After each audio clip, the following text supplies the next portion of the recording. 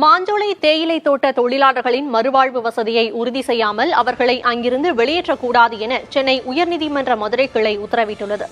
அது குறித்த நீதிமன்ற தகவல்களுடன் சகாய பிரதீபா இணைந்திருக்கிறார். அவரிடம் பேசலாம். சகாய பிரதீபா, நீதிமன்றம் என்னென்ன உத்தரவுகளை பிறப்பித்திருக்கிறது?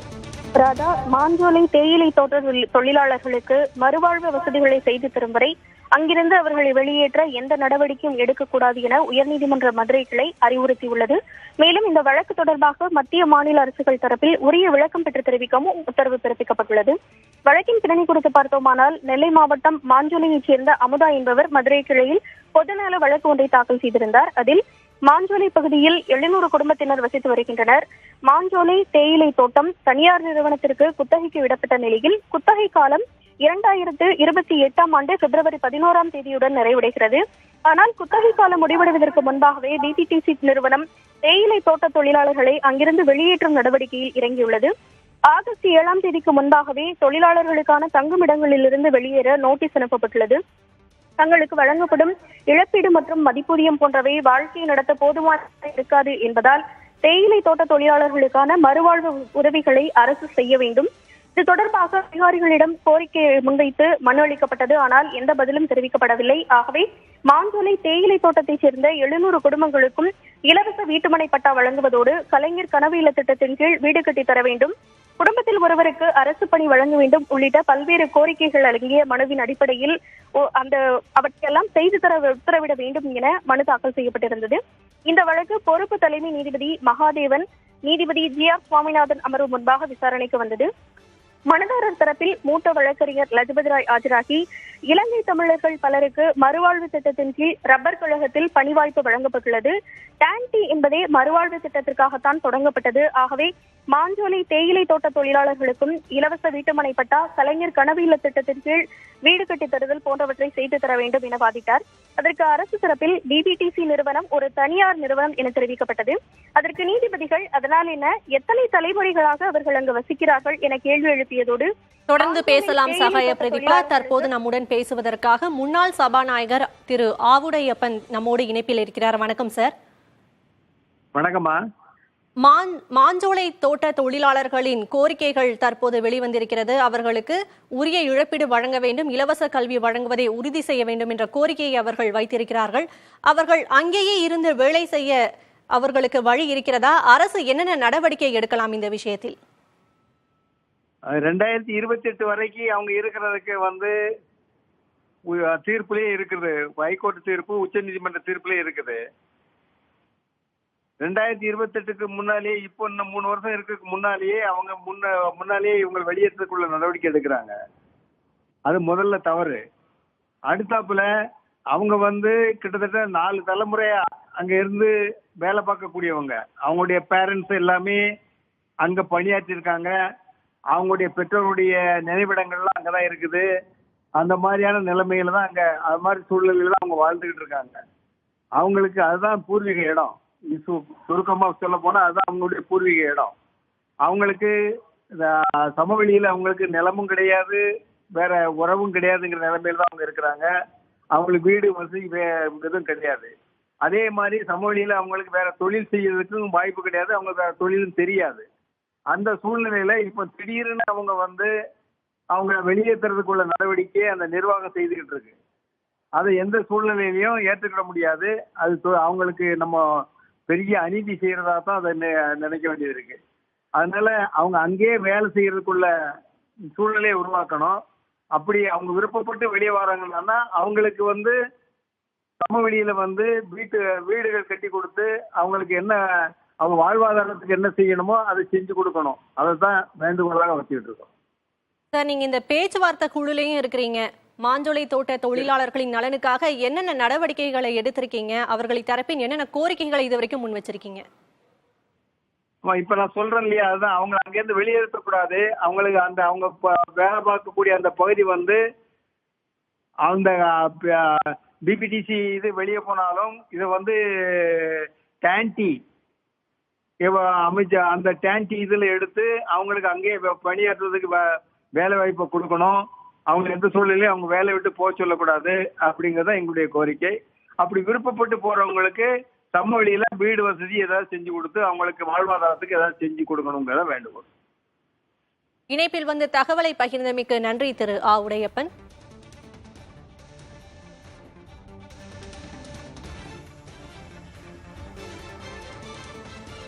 ஒப்பந்த காலம் முடிவடைந்து விட்டதாக கூறி மாஞ்சோலை தோட்ட தொழிலாளர்கள் வெளியேற்றப்பட்டு வரும் நிலையில் அவர்களின் கோரிக்கைகள், அவர்கள் சந்திக்கும் பிரச்சினைகள் என்ன என்பது குறித்த விவரங்களுடன் களத்தில் இருந்து இணைந்திருக்கிறார் செய்தியாளர் பாலவெற்றிவேல்.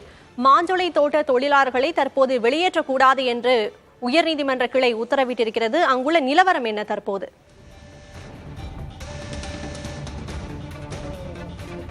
சக்தி, மறுவாழ்வு கிடைக்கும் வரை மாஞ்சோலை மக்களை வெளியேற்றக்கூடாது என மதுரை கிளை உத்தரவிட்டிருக்கிறது. இது ரொம்ப ஒரு முக்கியத்துவம் வாய்ந்ததாக பார்க்கப்படுகிறது. மாஞ்சோலை மக்களுக்கு ஒரு மகிழ்ச்சிகரமான ஒரு செய்தியாகவும் பார்க்கப்படுகிறது. இது நீதிமன்ற உத்தரவு அப்படிங்கிற ஒரு அடிப்படையில் முதல் கட்டமாக ஆகஸ்ட் மாதம் 7ஆம் தேதியோடு மலை மேல இருக்கிற, குறிப்பாக நம்ம மாஞ்சோலை தேயிலை தோட்டம்னு சொல்றோம், புதிய தலைமுறை சார்பாக கடந்த 2 நாட்களாக மாஞ்சோலையில் கள ஆய்வு நடத்தினோம்.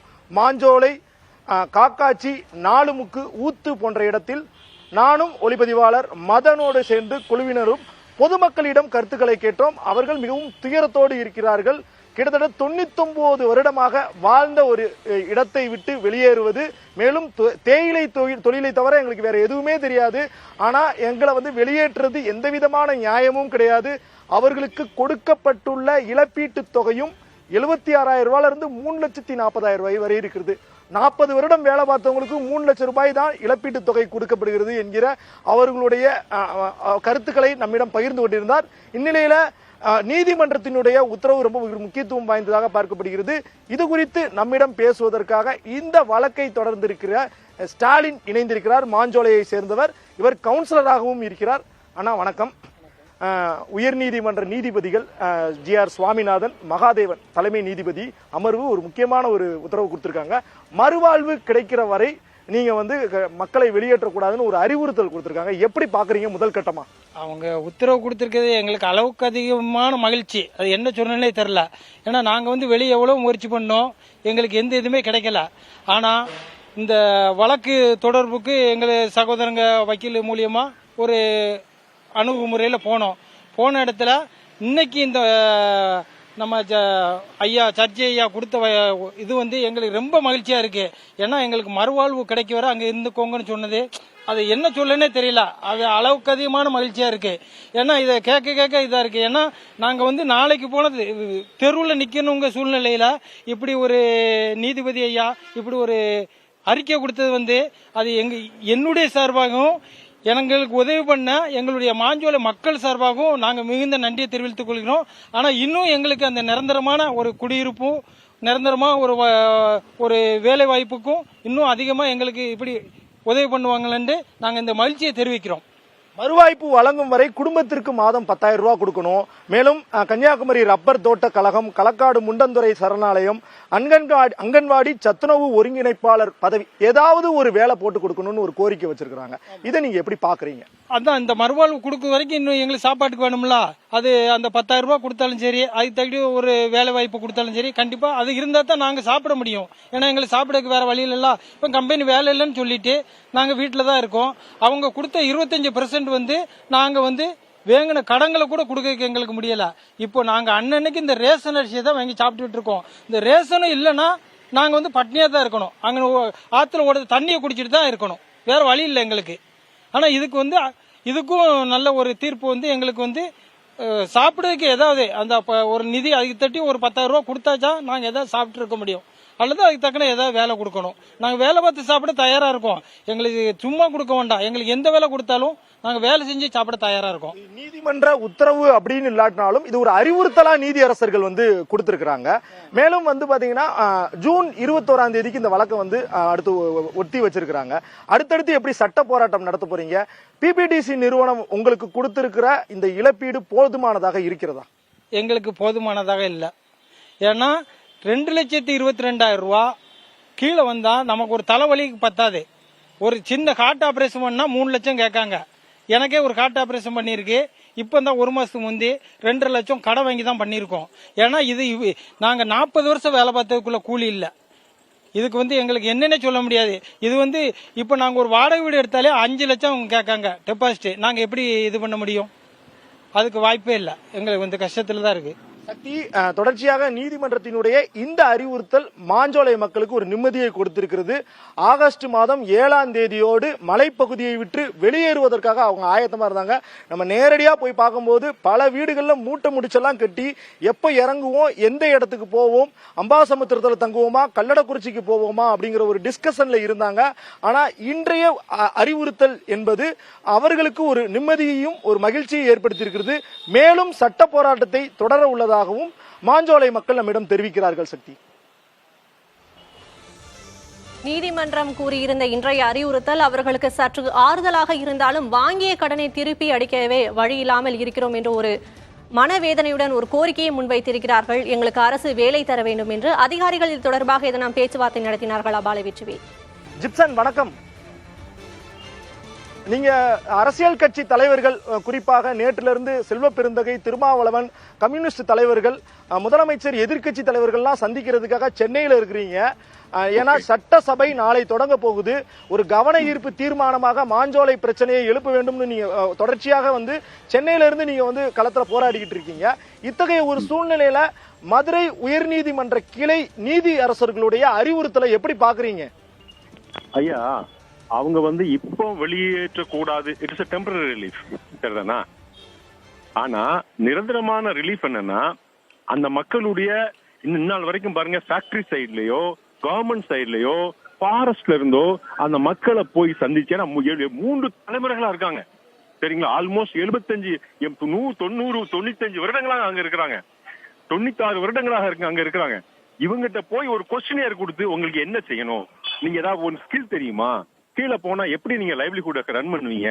ஏன்னா குளிர் பிரதேசத்தை அவங்களுக்கு எந்த கிளாண்டுமே கீழே ஒர்க் பண்ணாது, சரீரத்தில் உள்ள எந்த சுரப்பிகளும் வேலை செய்யாது. அப்ப நீங்க கீழே போய் நீங்க என்ன செய்வீங்க? விவசாயம் பண்ணுவீங்களா? உங்க பிள்ளைகளுடைய கல்விக்கு நீங்க என்ன பண்ணுவீங்க? இது அரசனுடைய கடமை. ஃபாரஸ்ட் டிபார்ட்மெண்ட் அவங்களை எவ்வளவு வேகமா வெளியேற்றணும்னு நினைக்காங்க. இப்போ முந்தானத்து ஒரு கொஸ்டினியர் கொடுத்திருக்காங்க. அதுல என்ன கேட்டிருக்காங்கன்னா, உங்களுக்கு வீட்டு மனை வேணுமா, கெட்டிய வீடு வேணுமான்னு கேட்டிருக்காங்க. சோமனி, உனக்கு வேலை வாய்ப்பு இருக்குன்னு தெரியுமா, நீ என்ன கல்வி கட்டிருக்கிறா, கீழே போய் என்ன வேலை செய்வா, மனித நேயத்தோட இதை அணுகணும் பார்த்துக்கிடுங்க, சரிங்களா? 3 தலைமுறைகளா அவங்க எல்லாத்தையும் இழந்து சொற்ப கூலிக்கு துப்பாக்கி சூடுபட்டு 17 உயிர்களை உயிர் தியாகம் செய்து இந்த நாள்ல அவங்க எங்க போய் சேர போறோம் அப்படின்னு கூட ஒரு கண்ணீர் கவலையில இருக்க சில இது வந்து ஒரு நல்ல ஒரு தீர்ப்பு தான், ஒரு interim relief. But long relief வந்து அந்த மக்கள்கிட்ட கேட்கணும், நீ எங்க போவ?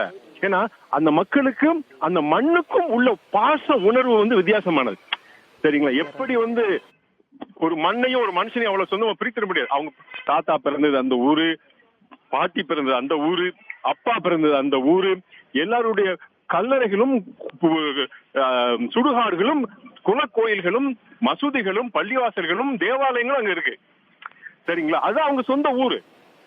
இப்படிப்பட்ட சூழ்நிலையில over night you please get out, it's a foolish statement ஐயா. But anyway, thanks to the judiciary for granted a wonderful judgment. But it's a time being. ஆனா லாங் டைமுக்கு இந்த மாதிரி கேள்விகளை சட்டமன்றத்துல பேசி விவாதித்து ஒருமித்த சட்டமன்ற குழுக்கள் போய் அவங்ககிட்ட பேசணும். நீங்க வர விரும்புகிறீங்களா? ஒரு முக்கியமான ஒரு சட்டத்தை நான் சொல்ல மறந்துட்டேன். 2007 ஃபாரஸ்ட் லா வந்து பார்லிமெண்ட் அமெண்ட் ஆக்டா கெசட்ல நோட்டிஃபை பண்ணிருக்காங்க.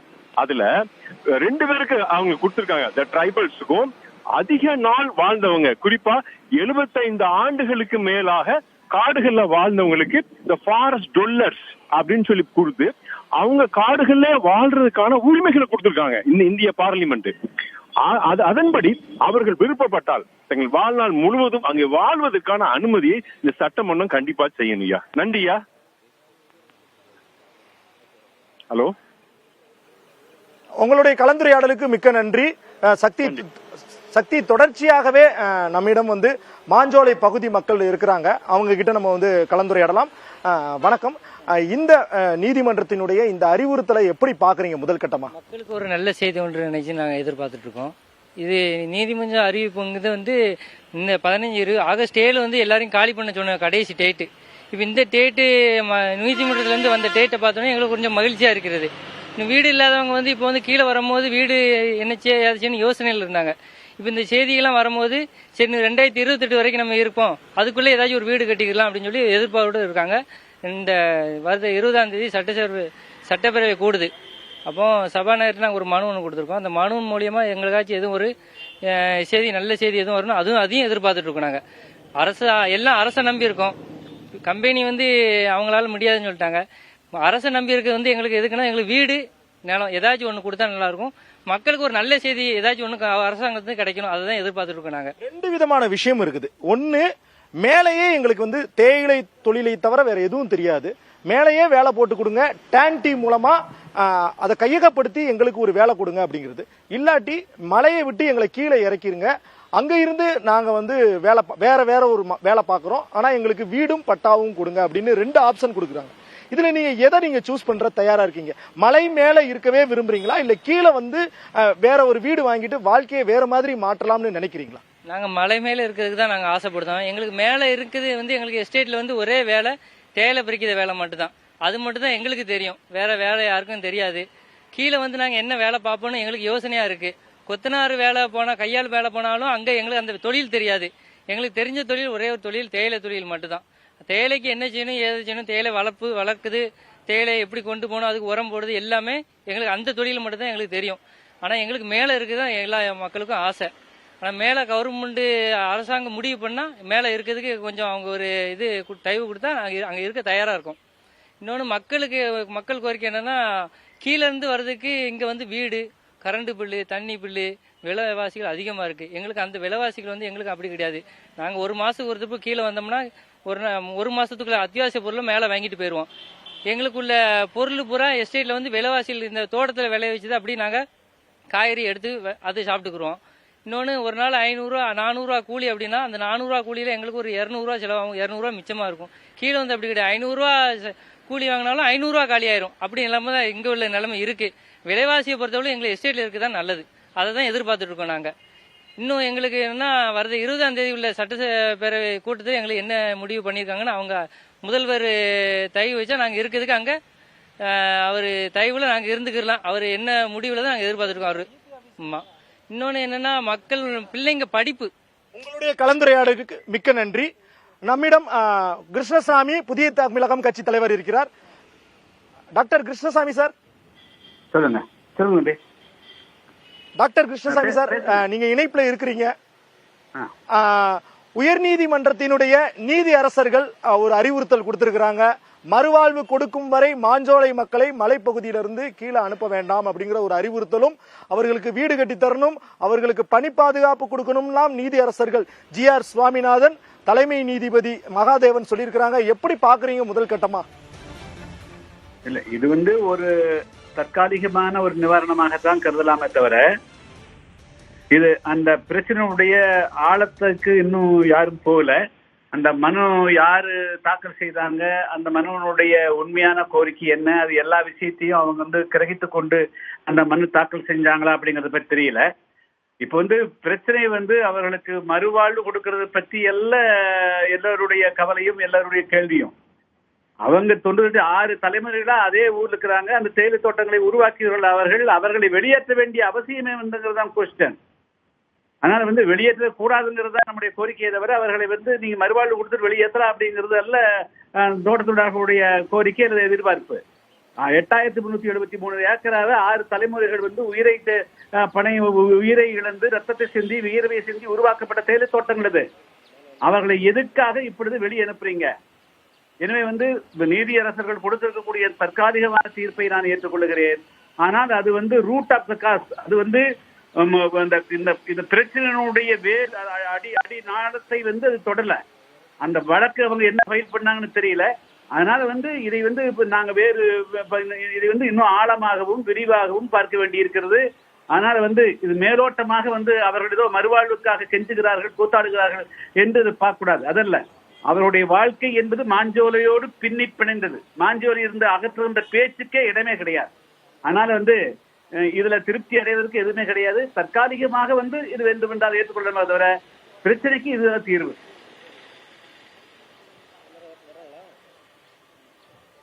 1999ஆம் ஆண்டு தாமிரபரணி படுகொலை நடைபெற்ற போது மாஞ்சோலை பிரச்சனை மூலமா மிகப்பெரிய அளவுல கவனம் பெற்றவர் நீங்க. ஆனா இப்போ இவ்வளவு பெரிய ஒரு பிரச்சனை நடந்துகிட்டு இருக்கு, ஏன் இதுவரையும் களத்திற்கு டாக்டர் கிருஷ்ணசாமி அவர்கள் வரவில்லை?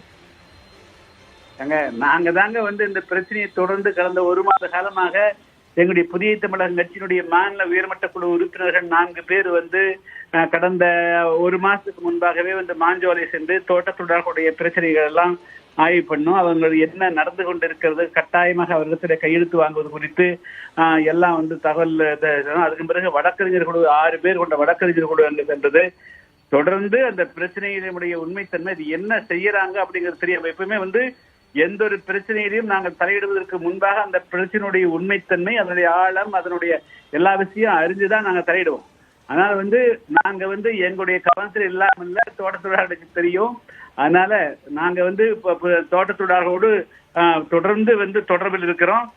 அந்த பிரச்சனைகளை நாங்கள் கவனத்தில் வேண்டுகிறோம். நான் ஏற்கனவே நாங்க மாவட்ட அளவில் மாவட்ட ஆட்சியரை எங்களுடைய வழக்கறிஞர் குழு சந்திச்சு மனு கொடுத்திருக்கிறாங்க, தொழிலாளர்கள் செஞ்சுக்கிறாங்க. நான் முதலமைச்சருக்கு தனியாக கடிதம் இருக்கிறேன். கடந்த 15ஆம் தேதி அன்று தமிழ்நாடு முதலமைச்சர் மு.க. ஸ்டாலின் அவர்கள் கோயம்புத்தூர் வந்தபோது கூட அவரை பார்ப்பதற்காக கனிமொழி நாடாளுமன்ற உறுப்பினர் நான் காலையில 9 மணிக்கு பேசினேன். அதே போல அவருடைய PA தினேஷ்க்கு நான் உடனடியாக சந்திப்பதற்கு நேரம் ஒதுக்கி கேட்டிருக்கிறேன். இன்னைக்கு தேதி 4 நாள் ஆச்சு, இன்னும் அவன் கொடுக்கல. அதனால அந்த பிரச்சனையை தொடர்ந்து ஊடகங்களை சந்தித்து இந்த பிரச்சனையினுடைய தீவிரத்தன்மையை முதல்ல வெளியே கொண்டு வர வேண்டி இருக்குதுங்க. ஏன்னா ஒண்ணுமே இல்லாம நேரடியா போய் அங்க நிக்க முடியாது. இந்த பிரச்சனை தன்மை முதல்ல ஊடகவியலாளர்களுக்கு நாங்க 98 இந்த பிரச்சனையை எடுத்த போது பல பேர் இந்த பிரச்சனையுடைய தன்மையை புரியாத இருந்ததுனால்தான் பல பேர் எங்களுக்கு எதிராக இருந்தாங்க. நாங்க தோட்டத்தொழிலாளர்களுக்கு போராடுறதே பல்லாயிரக்கணக்கான தோட்டத்தொழிலாளர்கள், அது மூலமாக லட்சக்கணக்கான தோட்டத்தொழில் விடுதலை பெற்றார்கள். 60 ரூபா சம்பளம் வாங்கிட்டு இருந்தவங்களுக்கு 500 ரூபா சம்பளம் வாங்குறாங்க அப்படின்னு எங்களுடைய முயற்சி. ஆனா அதை கூட அந்த வெறும் சாதியாகத்தான் பார்த்தார்கள், சிறுமிப்படுத்தினார்களே தவிர அந்த பிரச்சனையுடைய உண்மைத்தன்மையை யாருமே புரிஞ்சுக்கல. அதனால இது நாட்டு மக்களுக்கு இது தொழிலாளர்களுடைய பிரச்சனை, வாழ்வுரிமை பிரச்சனை, லட்சக்கணக்கான பேருடைய வாழ்வுரிமை சம்பந்தப்பட்ட பிரச்சனை. இதுல சாதி, மதம், மொழி, இனம், அரசியலுக்கு எந்த விதமான தொடர்பும் கிடையாது என்பதை நாட்டு மக்கள் புரிந்து கொள்ள வேண்டும். அது குறிப்பாக ஊடகங்கள் வாயிலாக தெரியணுக்காகத்தான் நாங்க காலம் எடுத்துட்டு இருக்கிறோம். மற்றபடியா அதிலிருந்து ஒதுங்கி நின்று அல்லது ஓரத்தில் நிக்கல. அந்த பிரச்சனையுடைய உங்களுடைய கருத்துக்களுக்கு மிக்க நன்றி டாக்டர். உங்களுடைய கருத்துக்களுக்கு மிக்க நன்றி டாக்டர்.